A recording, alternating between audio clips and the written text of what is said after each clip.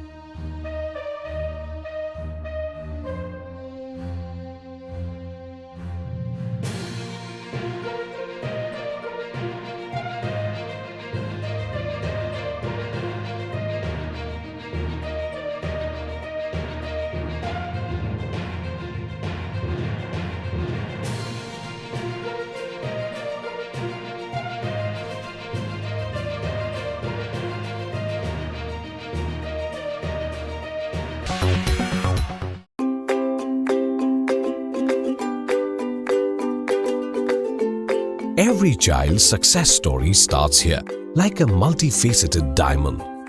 Every student who steps into success school shines with brilliance, sculptured by teachers polished to perfection.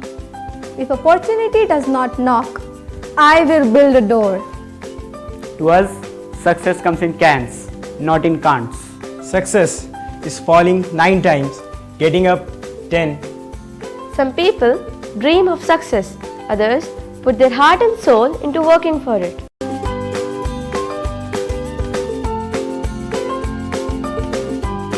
Success, finding oneself.